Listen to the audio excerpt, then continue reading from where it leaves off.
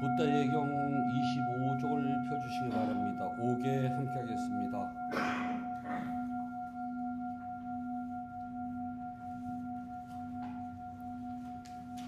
용서하여 주십시오. 용서하여 주십시오. 용서하여 주십시오. 용서하여 주십시오.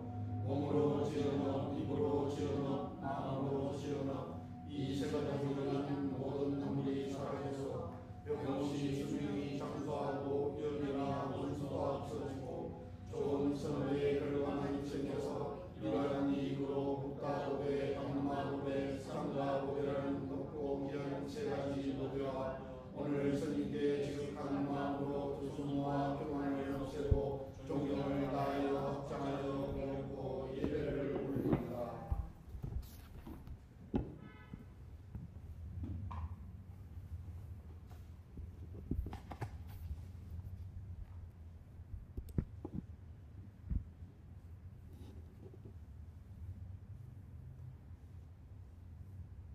아함 판차실랑 사마디야미 파나디파타 베라마니 시카파탕 사마디야미 아딘나다나 베라마니 시카파탕 사마디야미 까메스미짜짜라 베라마니 시카파탕 사마디야미 무사와다 베라마니 시카파탕 사마디야미 수라메라야 메짜파마가타나 베라마니 시카파탕 사마디야미.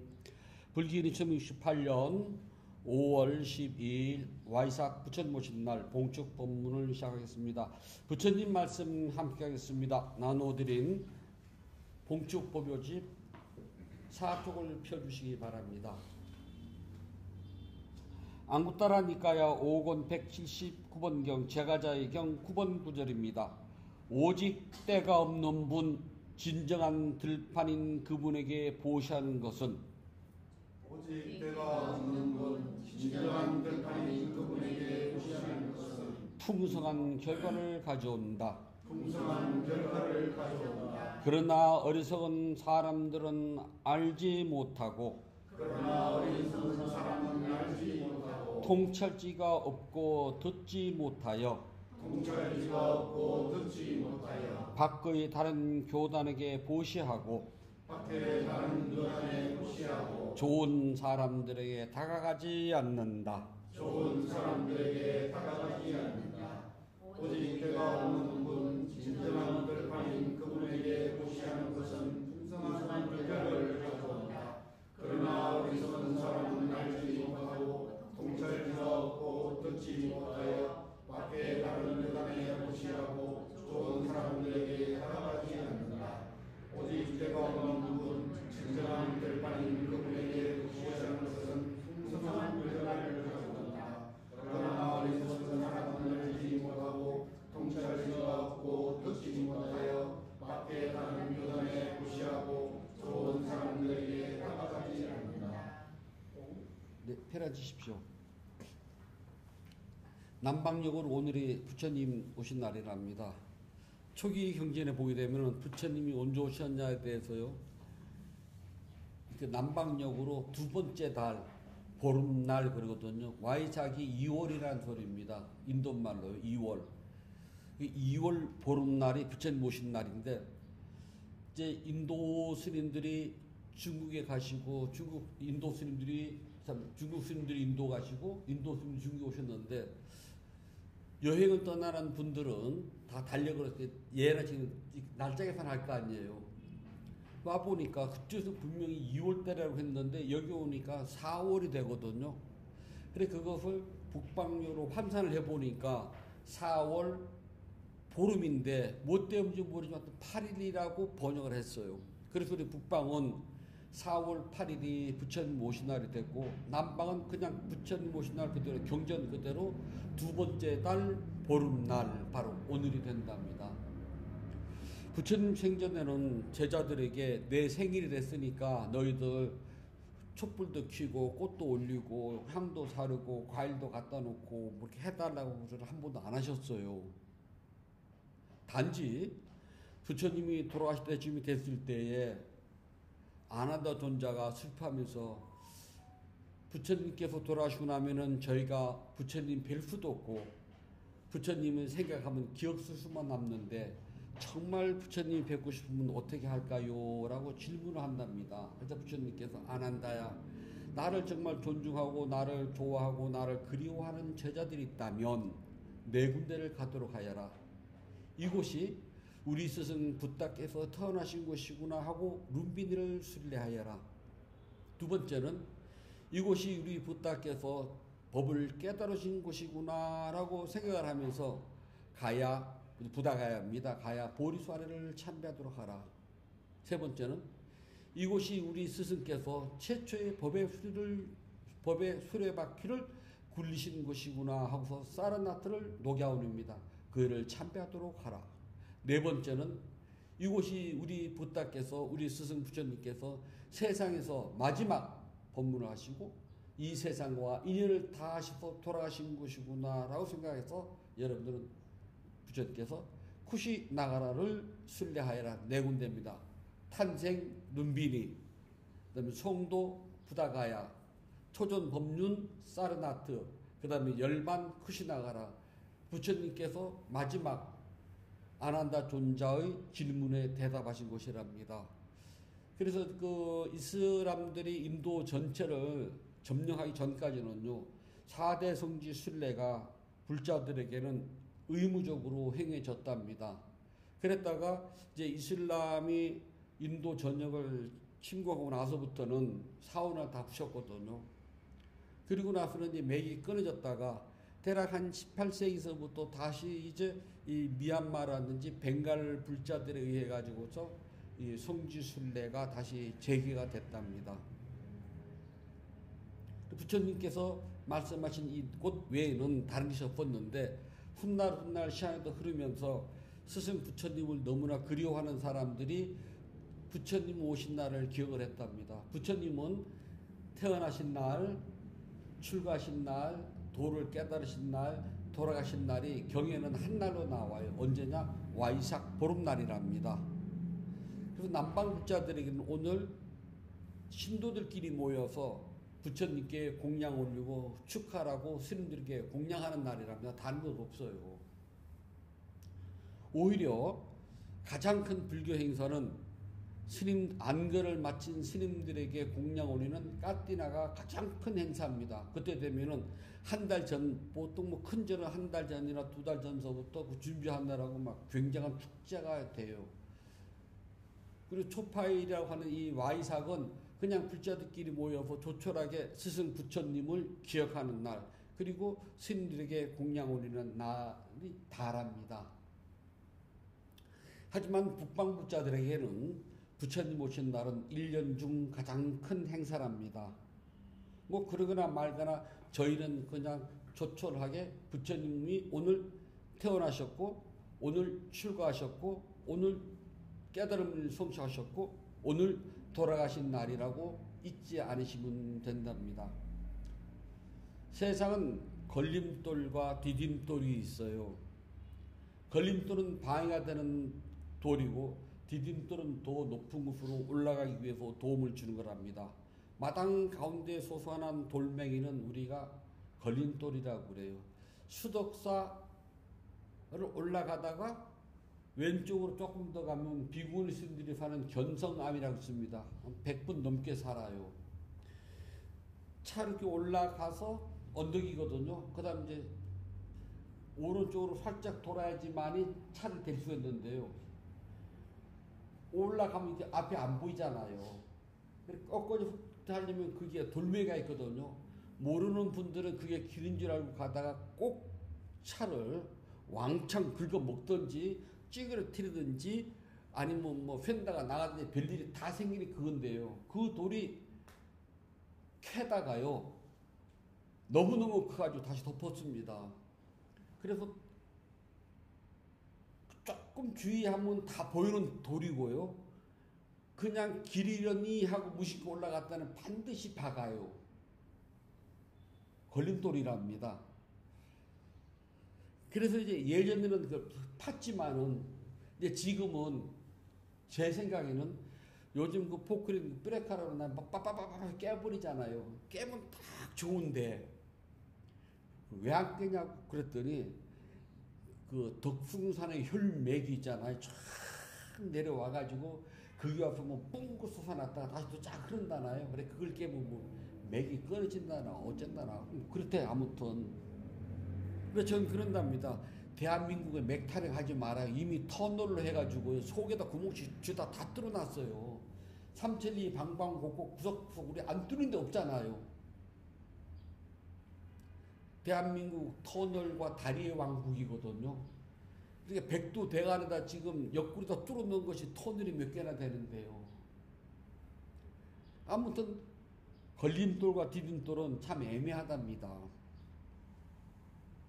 걸림돌을 저희도 어렸을 때 마당에 돌벼 좀 있으면 어른스도 캐내라 그러거든요.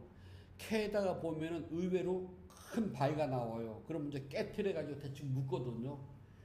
그러면 이걸 이제 풍수를 보는 스님들은 그게 혈이 나온 자리이기 때문에 깨면 안 된다. 그런 분이 있고요.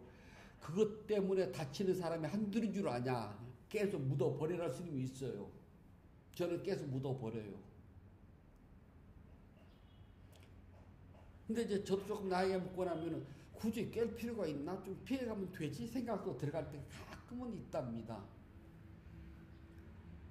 반대로 디딤돌은요. 우리나라는 보게 되면은 비가 많이 오고 습하기 때문에요. 바닥서부터 최대한 떨어져야지만이 시원하답니다.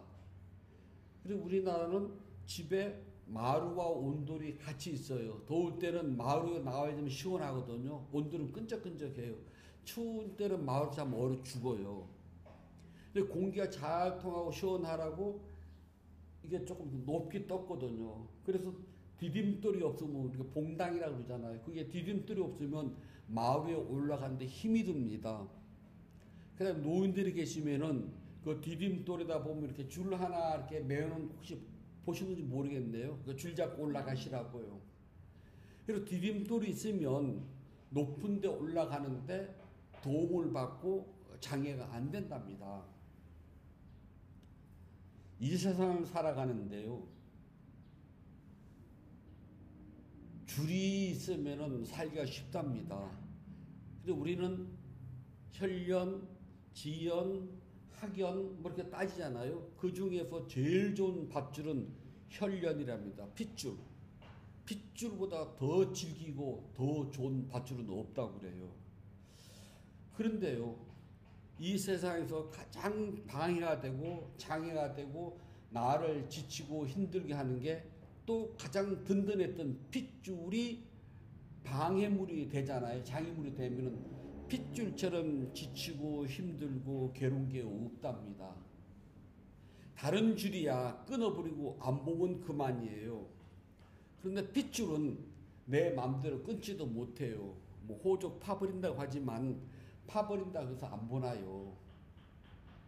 그래서 나한테 가장 큰 도움이 되는 것도 핏줄, 디딤돌이 되는 것도 핏줄이고 나한테 가장 방해가 되고 나를 가장 지치고 힘들게 하는 것도 즉 방해물도 핏줄이랍니다. 그래서 가족은 좋은 인연으로 잘 만나면 도움이 되는 디딤돌이지만 잘못 만난 가족은요. 원수도 그런 원수가 없고요. 방해도 그런 방해가 없고요. 나를 가장 지치고 힘들게 만드는 것도 사실은 가족이랍니다. 그래서 가족이 디딤돌이 되면 좋지만은 예상외로 방해가 되는 장애물이 되게 되면은요, 나는 지치고 힘들답니다. 근데 왜 그렇게 될까요? 욕심 때문에 그렇답니다. 욕심은 두 가지가 한문을 쓰면 그냥 욕자가 있고 마음심자를 쓰는 욕이 있답니다. 마음심자가 없는 한문으로 욕은 있잖아요. 눈에 보이는 그대로 보이기 때문에 마음이 일어나요. 오, 좋네. 저 갖고 싶어. 이렇게 마트를 가면은 아무 생각 없이 갔다가 갑자기 눈에 딱 떠가지고 탁 그래서 사잖아요. 그건 욕심이랍니다. 아무 생각 없었는데 보았기 때문에, 들었기 때문에, 냄새를 맡았기 때문에, 맛을 봤기 때문에 갖고 싶어 하는 거. 그걸 욕심이라고 그래요. 여기도 그렇게 마태에 가면 이렇게 시식용으로 주잖아요. 근데 많이 드세요 그러면서 꼭 이만큼 주더라고. 한번 오세요 많이 드세요 그런데 좀 이만큼 주면 얼마나 좋아요? 예를 들어서 어묵을 이렇게 잘라서 이렇게 하잖아요. 그래 주는 한 장이나 해서 한 4분의 1장은 돼야 되잖아요. 근데 딱 손도 거기에요. 그런데 하나 두 개 먹다 보면은 나도 모르게 한 봉지를 잡아서 넣어요. 그렇게 무엇인가 눈으로 보고 듣고 느끼 생기는 것은 우리가 욕심이라고 그래요. 인터넷에서 뭘 찾다 보니까요, 우연찮게 노래가 하나 나오더라고요. 남자 가수인데 얼굴 생기는 완전히 우리 그 돌골족 족장님이에요. 근데 노래는 진짜 너무 잘 불러요. 모르시나요? 조재즈. 근데 듣다 보니까 그 서러워한 데 있잖아요. 그걸 듣는 순간 막 가슴이 탁 내리는 거예요. 한 번 더 들어야지. 이게 바로 욕심입니다. 눈으로 보고 귀로 듣고 코로 냄새를 맡고 혀로 맛보고 피부로 감촉을 느끼고 마음에서 일어나는 때에 하는 것이고요. 마음속에 들어간 욕심은요, 마음속으로 뭔가 생각을 해요. 그리고 그것에 대해서 갖고 싶다고 하는 바람이 일어날 때는 그때는 마음속에 들어가는 욕을 쓴답니다. 그럼 다릅니다. 실제로 눈으로 보고 귀로 듣고 해서 마음이 동해서 갖고 싶어 하는 욕심, 실체는 없어요. 여기 아무것도. 그런데 마음속에서 뭐가 일어났어요. 그래 그거 갖고 싶어요. 하고 싶어요. 인도는 실제로 안 가봤습니다. 또는 실제로 한번 봤어요. 봤는데 너무 좋아요. 또 가고 싶어요. 그거는 눈에 보이는 것도 아니고 귀로 들리는 것도 아니거든요. 그냥 내 마음속에서 갑자기 인도 너무 좋아. 한번 또 가보고 싶어라는 마음이 생겨났기 때문에 가고 싶어라고 하는 마음속에서 바람이 일어난 건 그건 욕망할 때 욕을 말하면 조금 이렇게 달라요. 그래서 이 욕심이 있는 곳을 보고요. 혹시 여러분들 극락정토라는 말 들어봤죠? 극락이라는 것은 욕심이 없기 때문에 깨끗한 땅, 그래서 정토라고 그래요. 우리가 살고 있는 이 세상은 욕심, 화냄, 어리석음이 있기 때문에 한문으로는 사바세계라는 인도 말입니다. 이걸 번역을 했을 때는요, 예토라고 혹시 들어보신 적 있습니까? 예토, 더러운 땅. 오염된 곳 그 소리입니다. 정토, 정화돼서 깨끗한 곳, 우리가 살고 있는 곳. 욕심이 정화되지 않았어요. 화냄이 정화되지 않았어요. 그래서 눈에 보이고 귀에 들리면 나도 모르게 마음에서 욕심과 화냄이 생겨나요. 그래서 예토, 정화되지 않은 땅, 더러운 땅. 그러면 좀 뭔가 고상하잖아요. 이거 직접적으로 이야기하면 시궁창이랍니다. 우리가 살고 있는 이 세상은 시궁창이에요. 왜 시궁창이냐? 냄새 퍽퍽 나는 시궁창인 이유는 욕심 때문에 그렇답니다. 두 가지 욕심. 눈에 보이기 때문에, 보이지 않아도. 이 욕심 때문에 화냄이 일어나요. 욕심과 화냄이 번갈아 생기다 보면은 분별할 수 있는 능력도 사라진답니다. 그래서 우리는 시궁창에 빠져서 살고 있고 온갖 썩는 냄새가 다 나는데요. 그런데도 우리는 위안을 가져요. 향기로운 곳이라고요. 여기는 내 가족이 있어. 아무리 내가 지치고 힘든 삶을 살아도 내 가족을 쳐다보면은 용기가 나고 힘이 나고 뭔가 해야 된다고 하는 의무감이 막 생겨. 바깥에 직장에 나가서는 지치고 힘들고 괴롭고 사표 쓸릴까 접을까 말까 하는 생각이 골백번도 더 일어나는데 집에 들어와서 가족을 쳐다보니까 그 마음이 싹 사라지고 마음이 편안해져요. 그래서 우리는 행복하다고 생각을 한답니다. 사실은 시궁창에 들어가 있거든요. 그래서 부처님께서는 어떻게 해야지만이 시궁창에서부터 벗어나서 정화된 저곳을 갈 수가 있을까를 우리에게 가르쳐 주셨답니다. 부처님 오신 날을 우리가 잊어버리지 않고 이렇게 꼭꼭 챙기는 것은 시궁창인 이 사바세계 예토에서 벗어나 정화된 세상, 저 세상, 정토로 갈 수 있는 길을 가르쳐 주셨기 때문이랍니다. 죽어서 가는 극락이 아니라요. 부처님은 죽어서 극락 간다는 소리를 한 번도 안 하셨답니다. 만약에 죽어서 극락 간다고 하면은요, 불교는 죽음을 위해서 믿는 종교가 된답니다. 그러면 죽음을 취하는 이 세상에서는 거칠고 힘들어도 죽어서는 편안하고 안식을 누릴 수가 있고 행복한 그 세상이 있어. 우리가 죽으면 다 돼. 죽으면 저 세상 가. 행복해. 라고 하면은 굳이 뭐 살려고 애쓸 필요가 있을까요? 그냥 하루라도 빨리빨리 정리하는 게 낫죠. 부처님은 절대 그러지 않았답니다.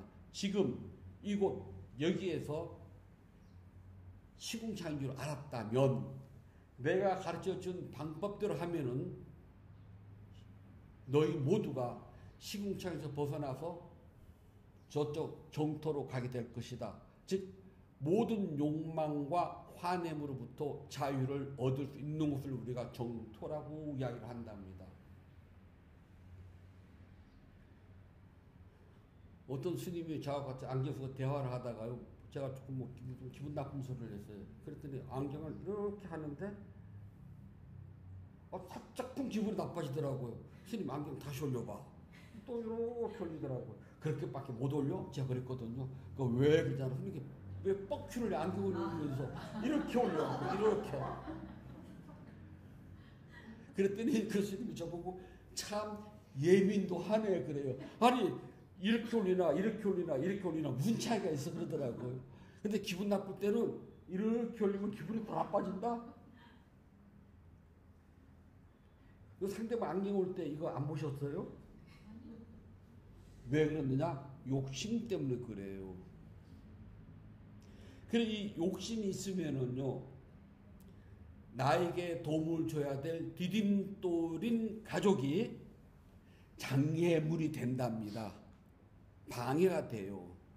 5가지 이유 때문에 그렇답니다. 첫 번째는 계략이랍니다. 부모와 자식이 대화를 하는데요, 부모는 순수한 사랑일지 모르겠지만 자식들은요 계략을 가져요. 우리나라 부자들 흔히 이제 강남이라 표현하잖아요. 기득권층 부자들이 제일 바라는 1번 소원이 뭔 줄 알아요? 제가 100억을 가졌어요. 지금 아파트 같은 거 말고 뭐 주식이라든지 뭐 코인이라든지 통장에 있는 100억이에요. 이거를 세금 한 푼 떼지 않고 그대로 내 아이들한테 물려주기를 원한답니다. 보수들은 바로 이게 통한대요. 너도 가졌지? 나도 가졌거든? 근데 이거 세금 떼면 안 되잖아. 그냥 우리끼리는 내가 지금 사업이 잘 되고 있어. 이거 법인세 왕창 떼지 말고 법인세 한 푼 안 내고 그대로 내가 갖기를 바란답니다. 근데 진보가 들었으면은요, 그럴 수는 없어. 세금 30% 아니 40% 떼어. 법인세 돈 많이 벌었지 너. 그럼 60% 내. 이거 싫다는 거랍니다. 그래서 계략을 쓴대요. 부모와 자식 시간에도요. 부모도 자식한테 돈을 물려주기 전에 계략을 쓸 수도 있고요.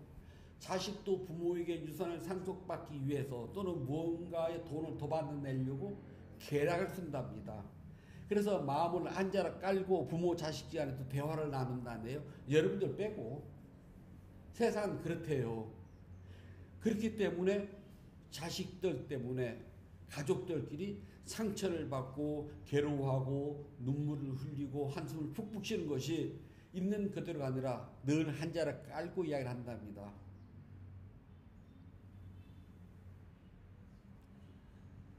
저희는 이제 이 위치 때문에 장례식장이나 요양병원, 요양원을 많이 간답니다.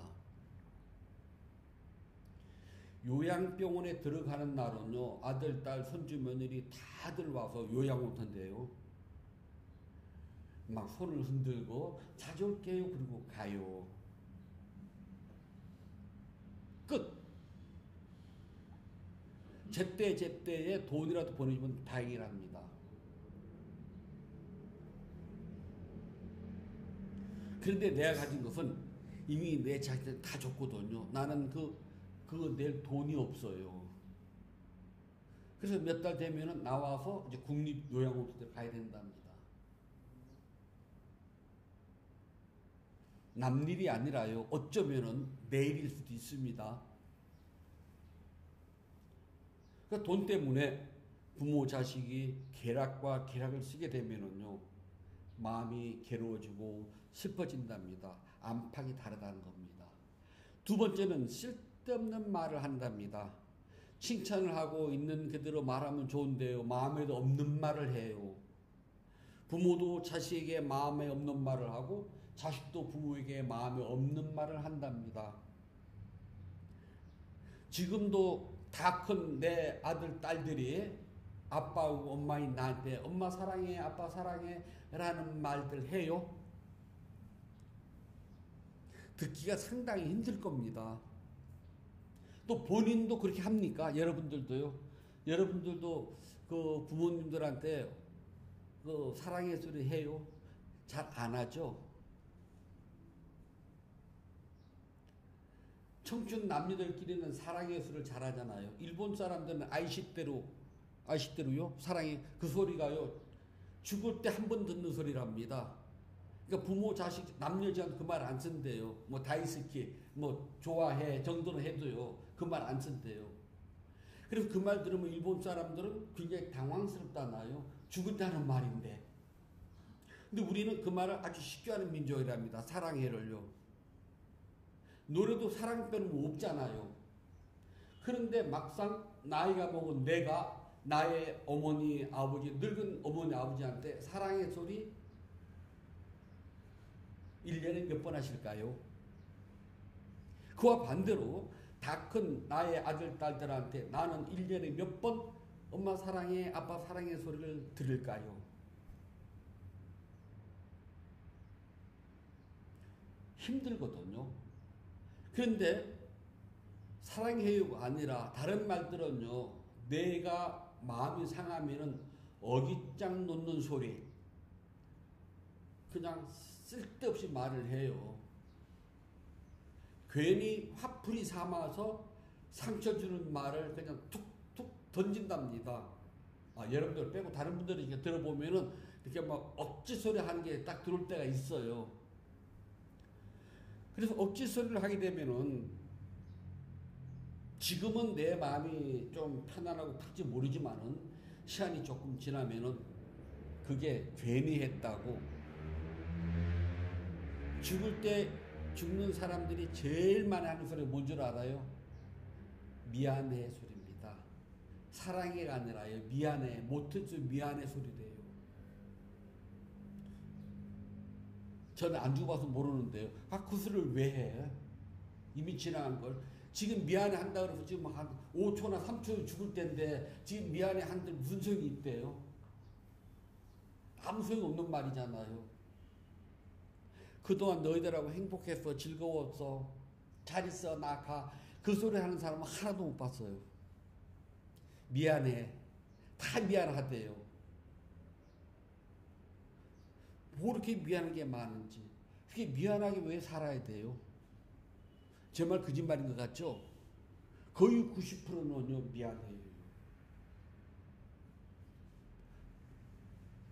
그 부모의 입장에서는 자식들을 바라보면은 미안한 것밖에 없답니다.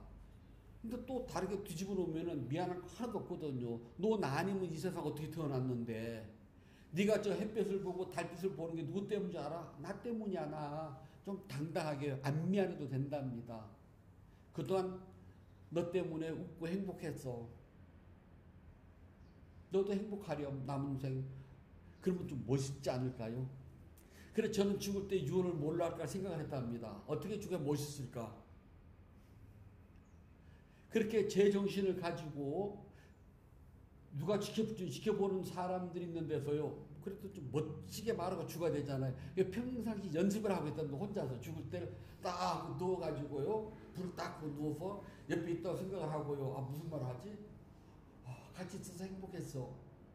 좀 식상할 것 같아. 이건 또. 그럼 오늘은 말을 바꿔볼까? 그래서 하루에 한 번 연습을 해요, 저는요. 단, 그렇게 죽기를 바랄 뿐인데, 그 누가 알아요? 그 소리도 못하고 그냥 비명 휘파할 수도 있잖아요.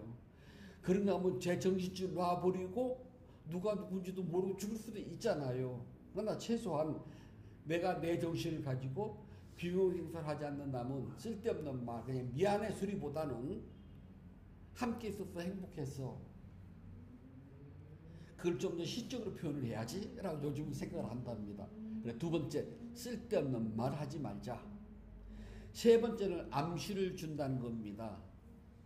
좀 쫄보가 돼가지고 직접적으로 말을 못하고 돌려까기.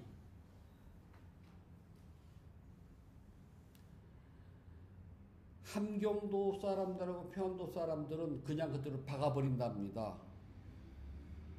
경상도 사람들은 양반 체면 세운다고 이렇게 사과를 잘 돌려깎아요. 안동 사과 유명하잖아요.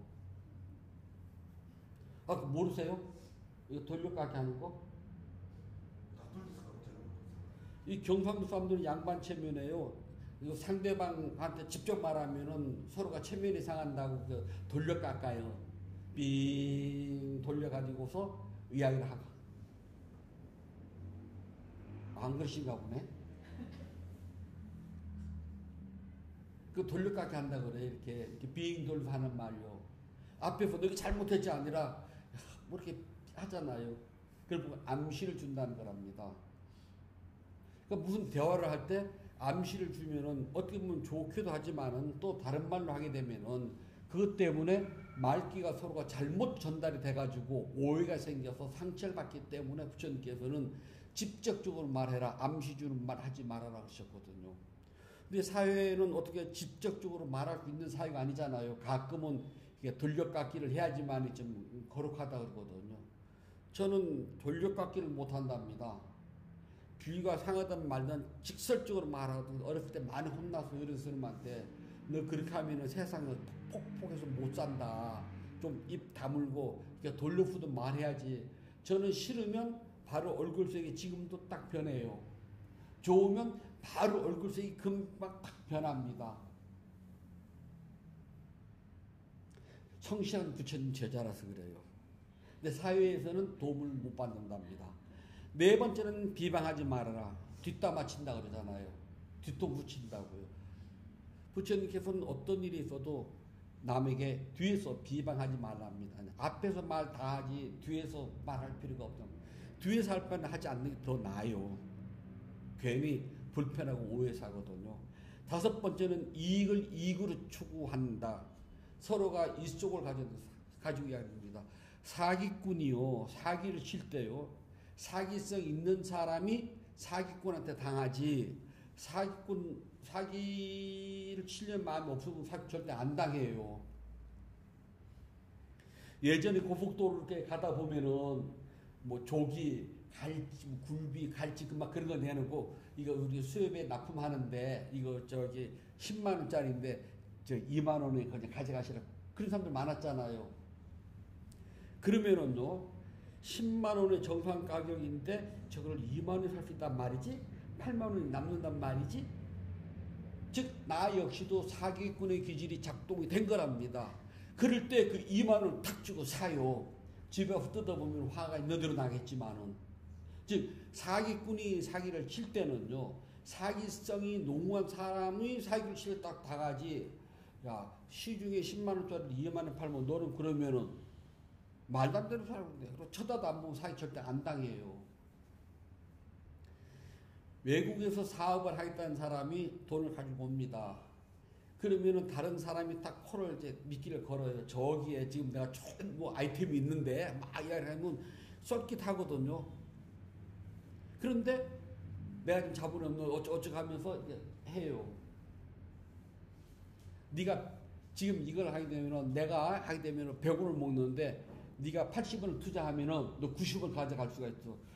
그러면 저 같으면은 내가 빚을 내서라도 혼자 하지 왜 하겠습니까? 사기 그렇게 치거든요. 사기성이 있는 사람이 사기꾼한테 당하거든요. 이걸 보고 부처님께서는 이익으로 이익을 추구하는 사람이라고 한답니다. 즉 부모 자식 간에도 서로가 이익을 바라본답니다. 저놈이 돈 얼마 벌어올까? 부모님은 나한테 얼마 주사는지 상속해 줄까? 그래서 서로가 돈으로 관계되면은 당한답니다. 그래서 마음이 아프대요. 그래서 부처님께서는 계략을 부리고 쓸데없는 말을 하고 암시를 주고 비방을 하고 이익으로 이익을 찾게 되면은 가장 가까운 가족으로부터 나는 마음의 상처를 입고 서로가 장애물이 된답니다. 가족끼리 장애물이 아닌 디딤돌이 되려면은 이 5가지에 대해서는 조금 멀어지는 게 좋아요. 욕심이 생기면 욕심이 있는 대로 욕심하고 알아차리고요. 화가 나면 화남하고 그냥 알아차리세요. 그러면은 최소한 내 마음이 2가지 욕심이 있다고 그랬죠. 그냥 욕 한문으로요. 눈에 보이는 것, 귀로 들리는 대로 감각기관이 따라가서 거기에 대해서 혹하고 마음이 일어나는 것. 또 하나는 눈앞에 실물은 없어요. 그런데 마음으로 문득 생각이 나가지고 거기에 대해서 뭔가 바람이 생깁니다. 그건 마음자들은 욕이라고 그래요. 불교에서는 그 2가지를 뭉뚱그려서 탕하라고 한답니다. 갈애 또는 욕망 그렇게 번역을 해요. 이게 생기는 이유는 내가 무엇인가 마음속에서 바라는 것이 있기 때문이랍니다. 이것이 있으면은 장애물이 돼가지고 결코 행복하지 않아요. 부처님께서는 행복하려면은 그러한 욕망에 대한 것들이 묵히지 말고 벗어나야 된답니다. 벗어나는 방법, 욕심 생길 때는 그냥 욕심 한번 하세요. 화날 때 화남 한 번에 또 쳐다보더라도요. 그러면은 최소한 나는 마음에서 욕심이 무엇인 줄은 안답니다. 화냄이 무엇인 줄은 알아요. 욕심을 알고 화냄을 알게 되면은 거기에 대해서 묵히지 않는답니다. 묵히지 않을 때 우리는 바로 그때를 뭐라고 그러느냐? 정토라고 그래요. 묵혀 있을 때는 그게 내가 지금 욕심인지도 모르고 막 정신없이 뛰어들어가요. 화내는지도 모르고 정신없이 막 화를 내고 있어요. 그럴 때 우리는 묶였다라고 이야기를 한답니다. 그것을 다른 말로는 시궁창이라고 그래요. 그걸 조금 거룩한 말로 하면 예토라고 한답니다. 원어로 하면 사바라고 그래요. 그러니까 사바세계 예토 똑같이 욕망과 즉 욕심과 화냄에 묶여 있는 시궁창이라는 소리예요. 우리는 지금 시궁창을 매일 뒹구고 있거든요. 그런데도 가족이라는 것 때문에 나는 행복한 줄 알고 있어요. 하지만 가족은 나의 방해물이랍니다. 왜냐하면 가족 때문에 난 욕심이 더 생겨요. 가족이 없으면 욕심 조금 덜 생기는데 가족이 있으면 세상도 욕심이 생기거든요. 그리고 화를 내는데 길 가는 사람한테는 화를 못 내요. 하지만 내 가족한테는 만만하게 시도 때도 없이 화를 낼 수가 있답니다. 가족이니까요. 그러면은 이 5가지에 묶여가지고서요 마음은 더 시궁창으로 빠져든답니다. 부처님 오신 날은 시궁창에서 벗어나가지고 깨달음이라고 하는 정토, 깨달음이라고 하는 깨끗한 땅으로 갈 수 있는 디딤돌을 장만하는 날이 오늘 부처님 오신 날의 본래 의미랍니다. 부처님 오신 날 부처님은 모두가 다 욕심이 생기면 욕심하고 알아차리고 화가 나면 화냄하고 알아차리신다면 최소한 그 순간만큼이라도 욕심과 화냄에서부터 자유를 얻어서 정토를 구현하는 날이 된답니다. 부처님께서 말씀해 주셨습니다. 안구따라 니까야 5권 179번 제가자경 9번 구절입니다. 지혜로운 사람들에게 존경을 받는 좋은 사람들을 섬기는 사람은 부처님에 대한 신심이 뿌리 깊숙이 확고하나니 이러한 지혜로운 사람은 신의 세상에 가거나 혹은 인간 세상에서 좋은 가문에 태어날 것이며 그는 서서히 닛바나를 증득할 것이다. 그는 서서히 이 바다를 정결할 것이다. 지혜로운 사람들에게 존경을 받는 좋은 사람들을 섬기는 사람은 부처님에 대한 진심이 그리스도인이 확고하나니 이러한 지혜로운 사람은 신의 세상에 가거나 혹은 인간 세상에서 좋은 가운데 태어날 것이며 그는 서서히 이 바다를 정결할 것이다.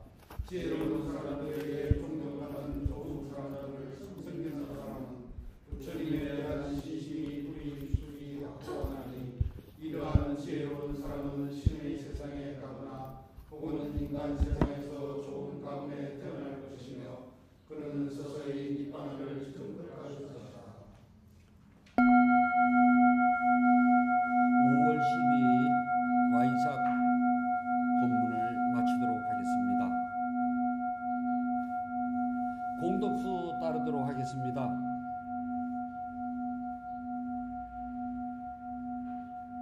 모두 편히 앉아주세요. 우리 쪽에 불자님들 여자분 둘, 남자분 두 분 나오세요. 망설이지 말고요. 저쪽에 나오세요. 두 분. 이쪽으로요. 이쪽에 거사님 두 분 나오세요. 이쪽으로요. 남은 분들은 합장을 하고 서로가 손을 맞대고 문을 이쪽으로 두 분 같이 앉으세요. 이쪽도 두 분이요. 네. 네, 그리고 같이 이렇게 천천히 따르시면 됩니다. 자, 합장하라고 저를 따라하십시오. 하늘에 살고 땅에 사는 신통력을 지닌 천신들과 용들은 부다의 공덕을 함께 기뻐하며 영원토록 이 세상에서 가르침을 보호하소서. 금생이 비록 제 마지막 생일지라도 모든 장애가 사라지고 훌륭하신 스승들의 가르침을 받아 깨달음을 성취하기를 바랍니다.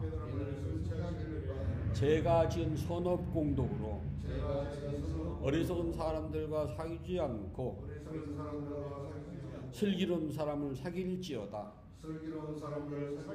오늘 와이삭을 맞이하여 부처님께 공양 올린 공덕으로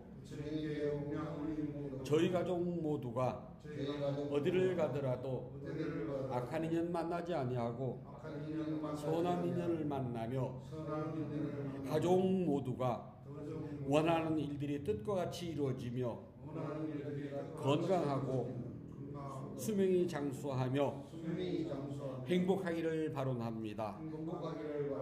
저희 가족 모두는 어디를 가더라도 언제나 행복이 넘치며 모든 장이 사라지고 마음속에 원하는 일들이 뜻과 같이 이루어지기를 바람합니다. 괴로운 사람들은 행복하고 두려운 사람들은 안심하며 다 따라서 내려두시면 됩니다. 슬픈 사람들은 슬픔에서 벗어나 기뻐하고 생명 있는 존재들은 몸과 마음이 행복해지이다.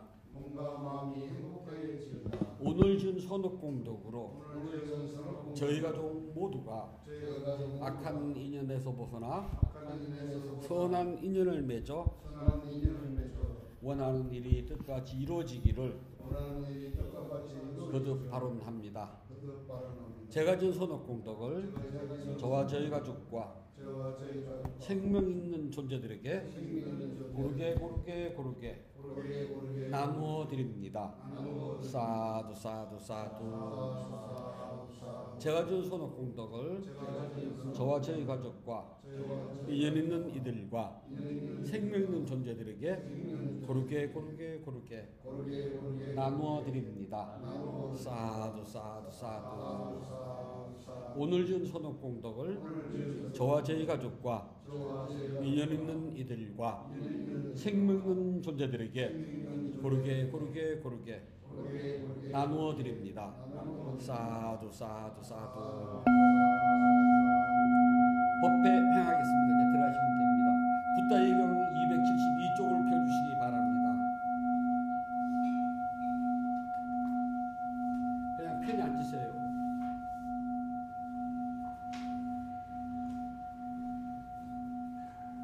나누는 기쁨으로 자비 발언을 하였고 수행을 위하여 무너지지 않는 서원을 세워야 합니다.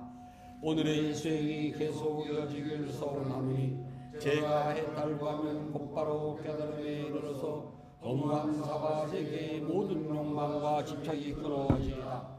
제가 다시 태어나 살아가는 동안 모든 악을 없애고 바른 마음 깊은 생각 참다운 지혜와 충분한 노력이 충만하여지리라. 위 없는 힘과 저의 노력과 실천 수행하는 힘으로 어떠한 마장도 제 강량을 기원합니다. 부다와 또 높으신 스승님 그리고 성스러운 쌍가의 힘으로 저의 마지막 탄생일지라도 마장이 절대로 접근하지 않기를 기원하나이다. 모든 선한 공덕을 고르게 나누어 가지소서. 사두 사두 사두. 모든 선한 공덕을 고르게 나누어 가지소서. 사두 사두 사두. 모든 선한 공덕을 고르게 나누어 가지소서. 사두 사두 사두. 불기 1568년 와이삭 데이 법회를 마치도록 하겠습니다.